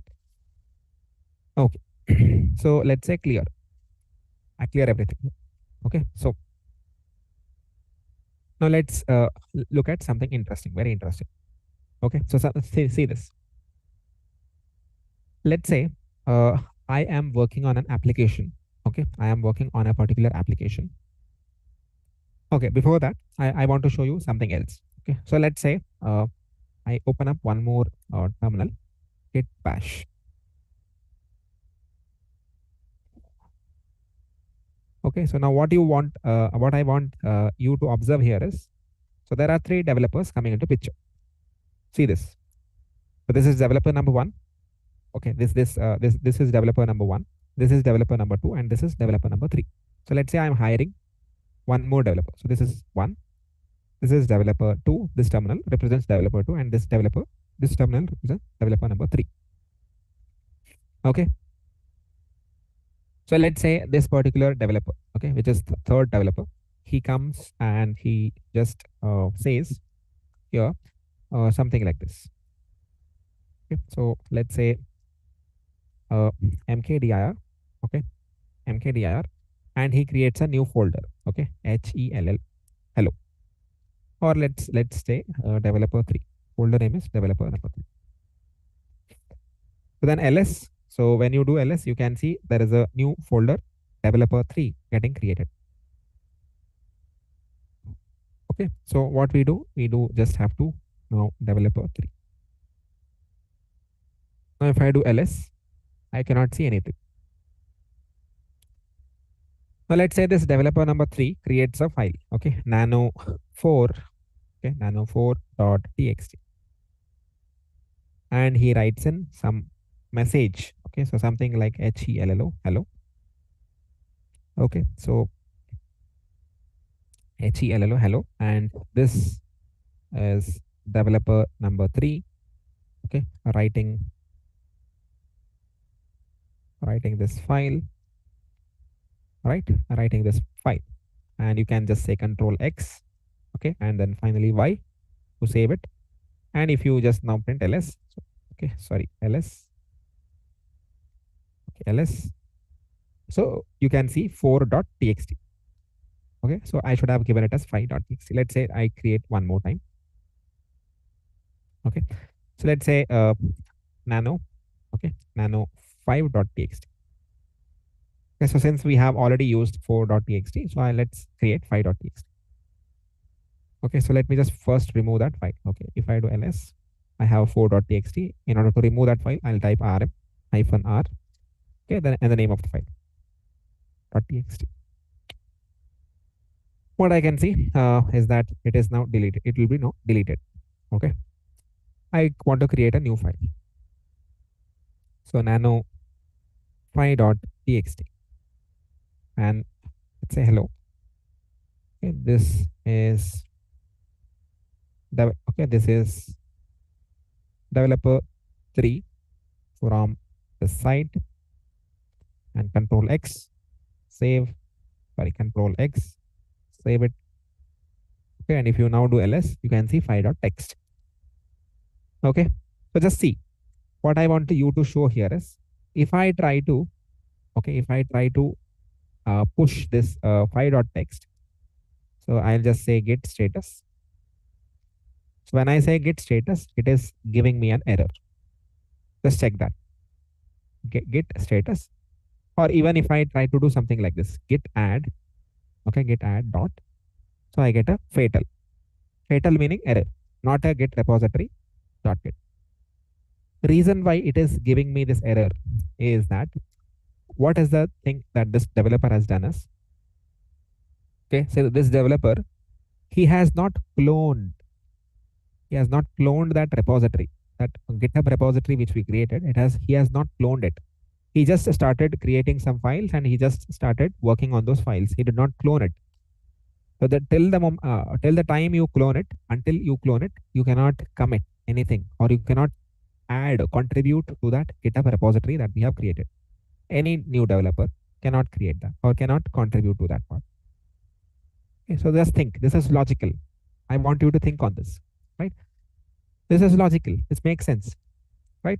So once the repository which is present on GitHub, it is cloned onto the local system, and that after that, if you start working on new files, creating new files and other things like that, it makes sense without cloning, without just see now how it is. So this developer number 1, so let me explain you very clearly. So this is developer 2 and this is developer 3. Okay, so this 1 and 2 are collaboratively working on, okay, DevOps course. Okay, DevOps course repository, that GitHub repository. But this developer 3, he is independent. He is independently working on his own. It is something like that. Okay. So in order for him, this particular developer 3 to contribute, so he also again has to do something called as git clone. Okay. So he has to do git clone origin master. Okay. It is now giving another git clone origin ORI. Okay, so let me just check here.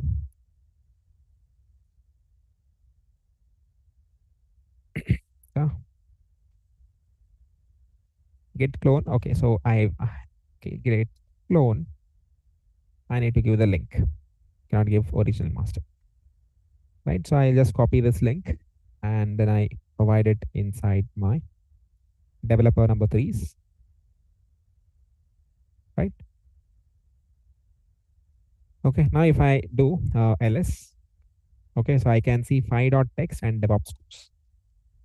Okay. So if in order to make changes or in order to add something new to this particular GitHub repository, I have to go to cd DevOps -course. Okay. Then if I now create nano fi.text and I say hello, this is okay, this is developer 3, the site. If I say something like this and then y, and then now if I say git add dot, okay, git comment -m developer 3 committing my.text. Okay, and then finally if I say git push origin master. Okay, now if I go back to my GitHub repository and if I refresh this, so I can see fi.text developer 3 committing fi.text, the message. So only after cloning a repository to the local repository to your local system, you can collaborate or you can contribute to this repository. Without that, it is not possible. So that is one thing that I wanted to show. Fine. So let's move on with this particular thing. Okay, so let's say I am working on a application, and let's say I have created a home page. Okay, my home page, and let's say I want to create a settings page. Okay, so let's say nano. Okay, so I'll just say get status here first, just to check everything is done. Okay, so this is fine, and I'll play ls. Okay, so there are total 4 files. So ls 4.text. So let me just do that git pull. Okay, git pull origin master, so that I can get that 5th file as well. Okay, so I'll just say ls now, so I can see 5th file is also present in this with this particular developer number 1. Now, okay, if I want to create a branch, okay, so let's say I want to create a branch, something like this. I'll just say git branch, BRAN, git branch. Okay, so right now it is just showing me as master. Okay, so I'll just say git branch name. No, not branch name. So let me just check that. I just seem to forget that.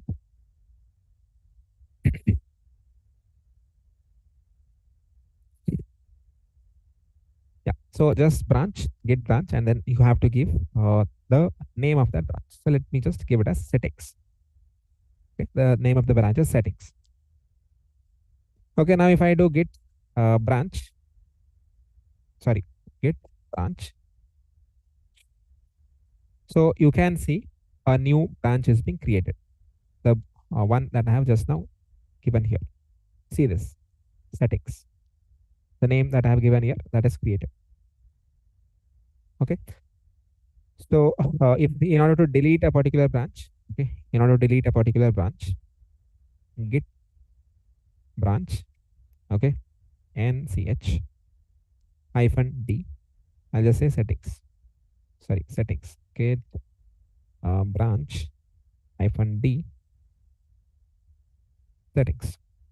Now, if I just say branch, git branch again, so I can see that that particular settings is now deleted.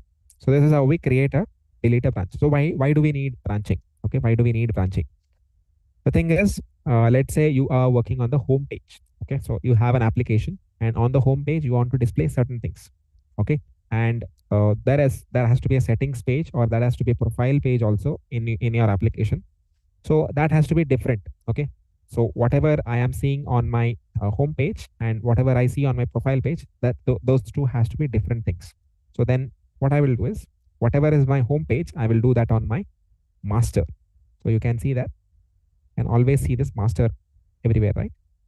So whatever is the main thing, okay, main page, I will be doing it in the master branch, and any new feature, settings feature, or any new file page I want to add, I will do that in the code part of that. I will do that in the branches. So let's create a branch here. Let's say git branch feature 1. So 1. Okay, so if you just say git branch, so you can see that right now the star, okay, you can see that the master branch is green colored, and if you just go to there will be a star present to the left of that master. Okay, present to the left of that master, there is a star present.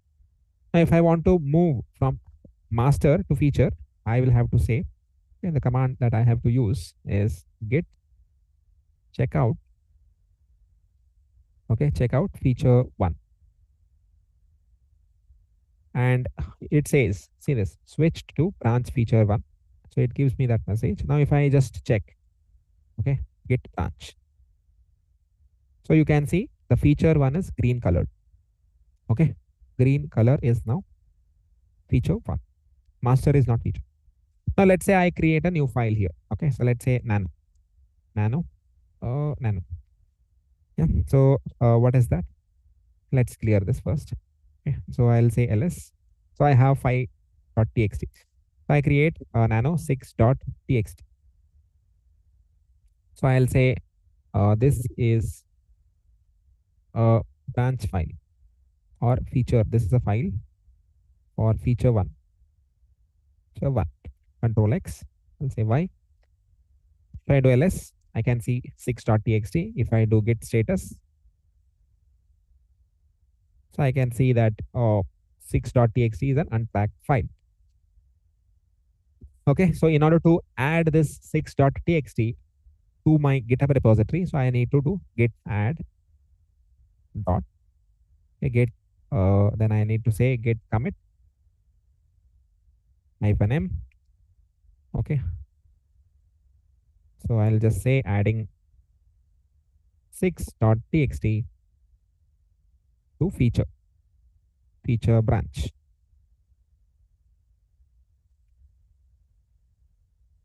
Okay, and then if I want to, okay, git push origin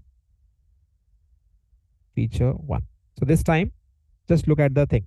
So till now I have been using git push origin master. Now I am using git push or feature 1.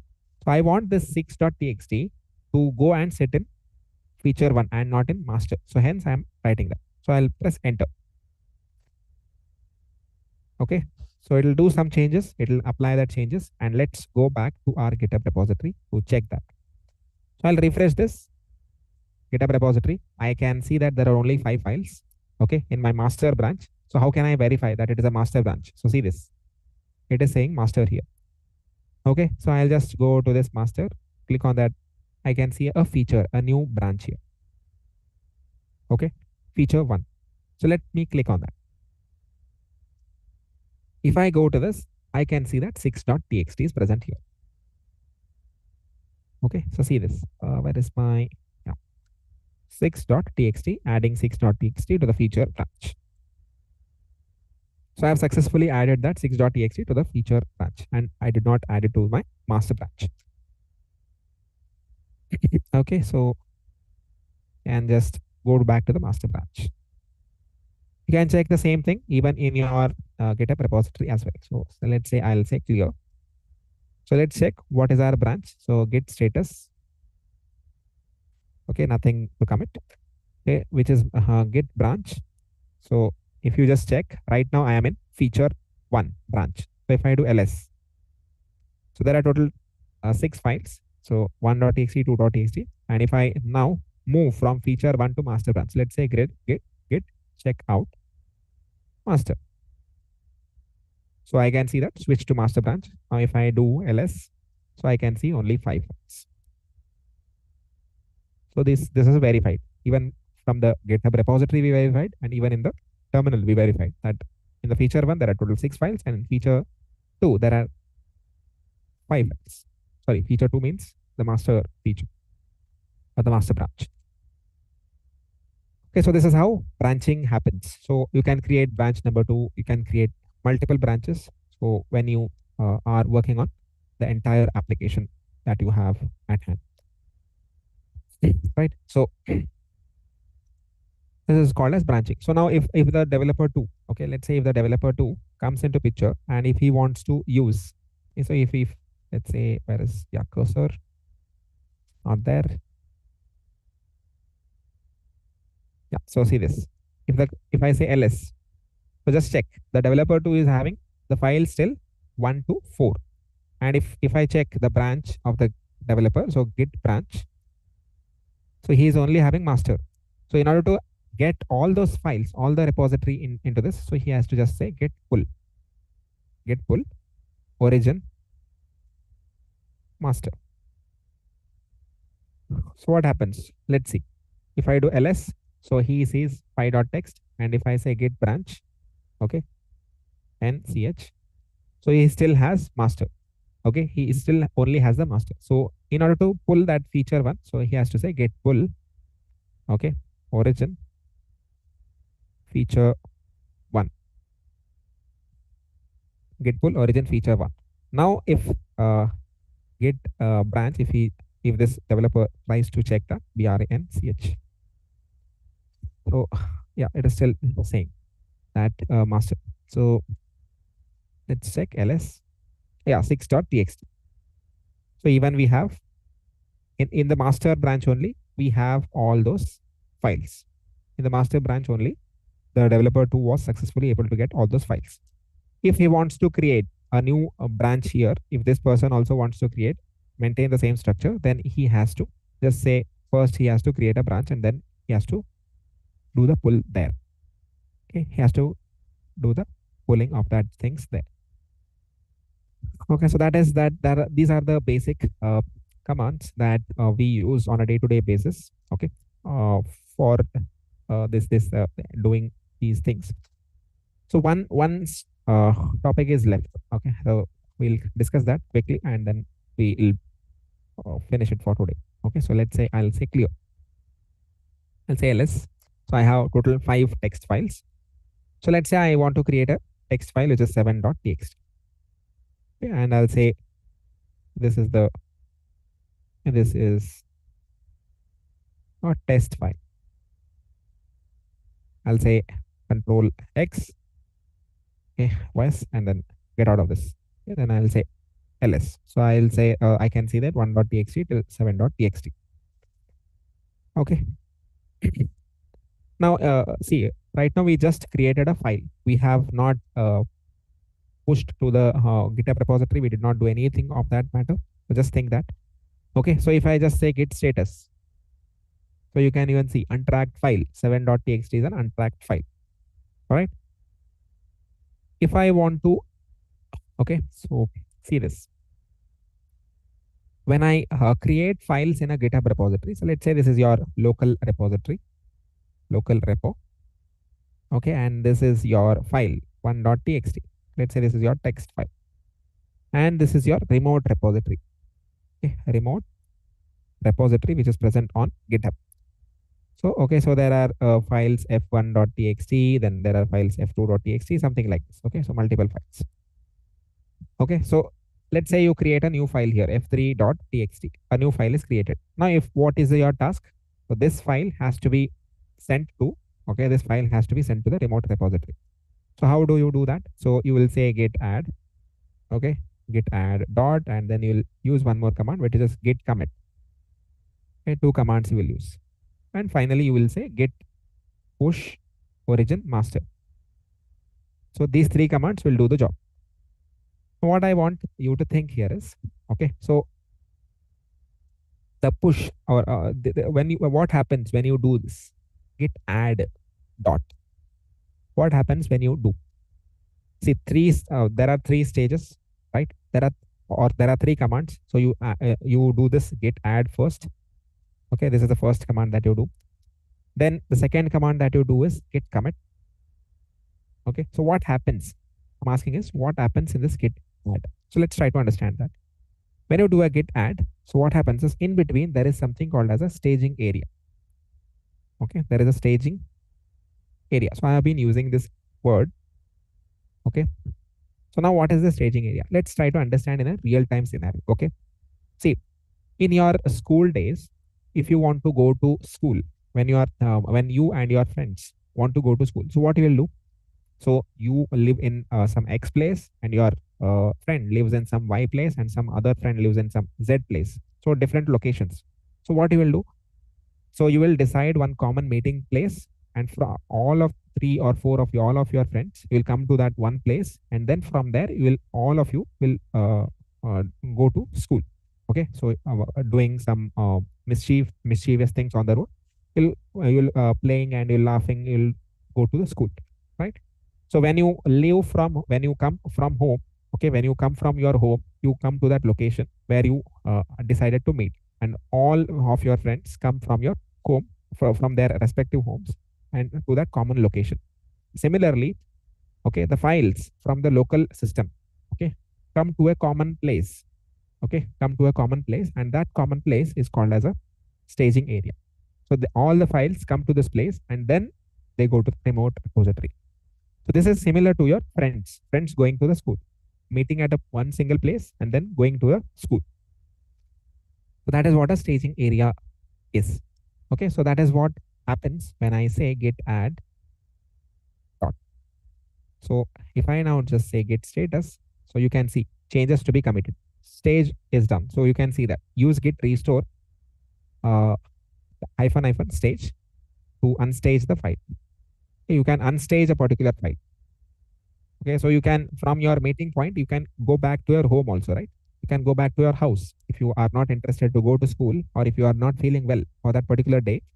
So from that meeting point, you can go back to your home. Similarly, you can restore, or you can unstage a particular file from any stage. So after staging, so you just say commit. Okay, after this you commit. Okay, so you commit -m. Okay, this is staging area. Staging area example. Okay, and then you will say git push origin master. Now your file goes to the GitHub repository. So stage. So after staging, commit. Okay, so all of you friends commit to a going to school. So you commit to that particular thing, and then finally you move ahead to going to school. Yeah, so that is how this staging area can be understood in terms of GitHub commands or Git commands. So with that, I come to the end of my session today. Okay, so it was nice meeting to all of you guys. I enjoyed the session a lot. It was quite exciting. So let me just hand it over to Rishabh. Rishabh.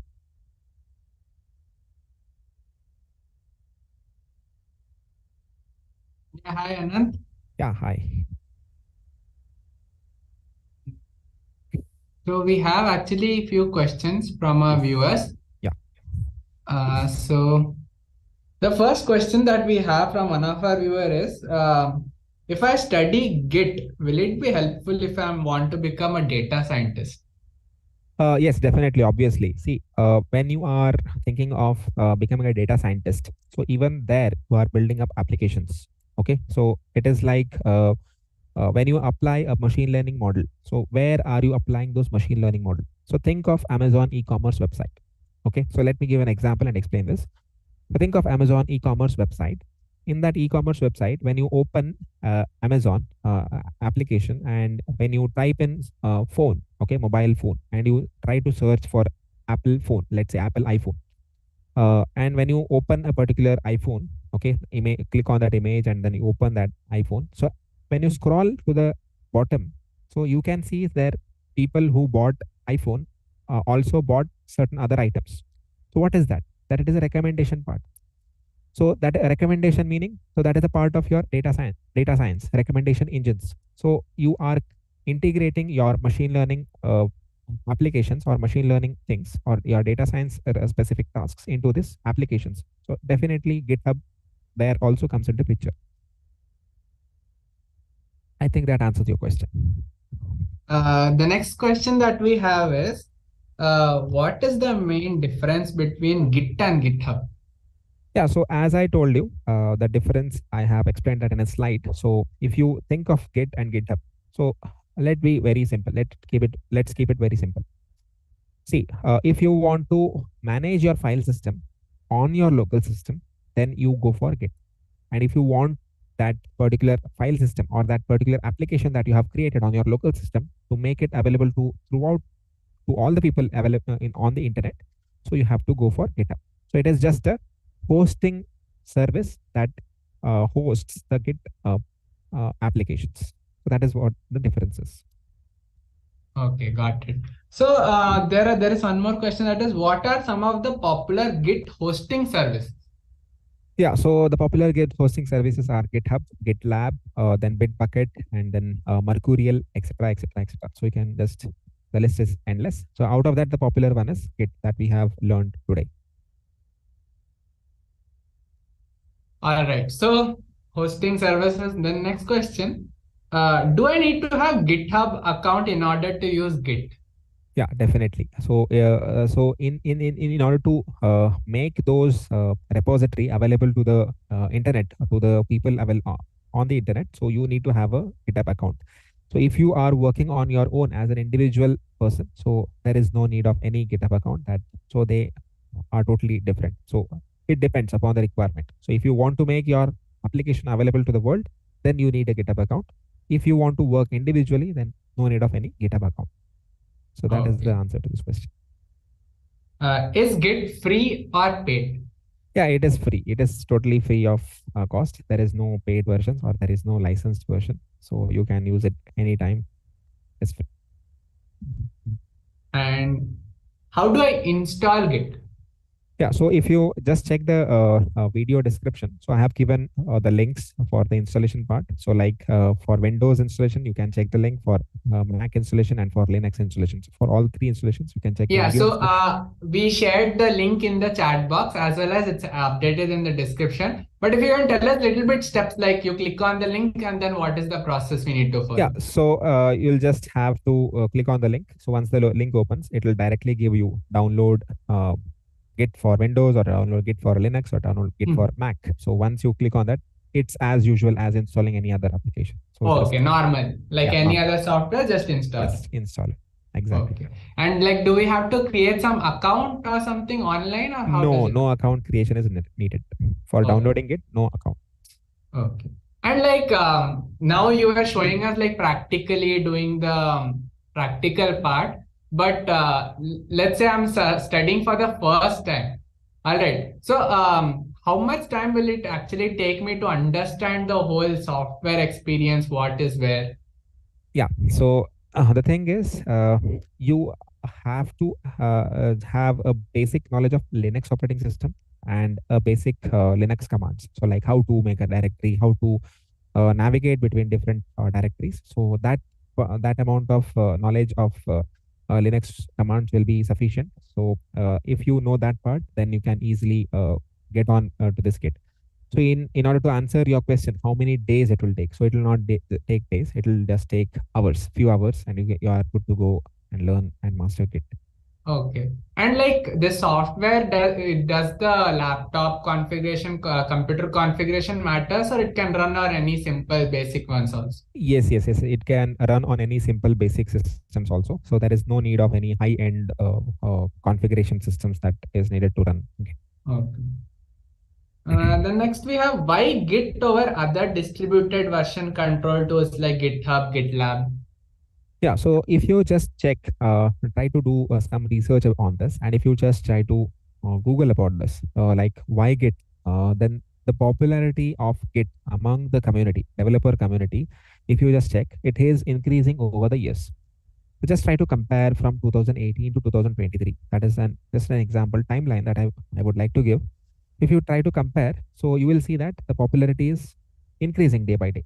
So which means that more and more people are finding it easy to use Git. So hence it is popular because it is easy to use, it is simple, and it is user friendly.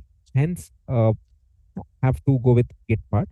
Second thing also that you can notice or you can do some amount of research on this area is, so just go to a Stack Overflow and type in Git related questions.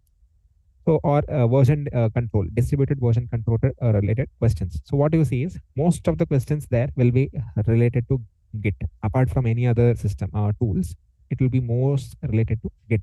So which means that people are using Git. So when people are doing that, so we definitely have to go with that.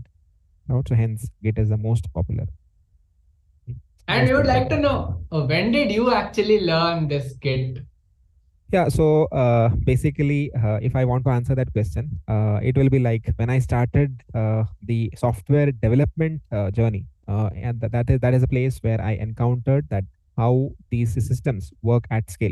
So let's say I am an organization.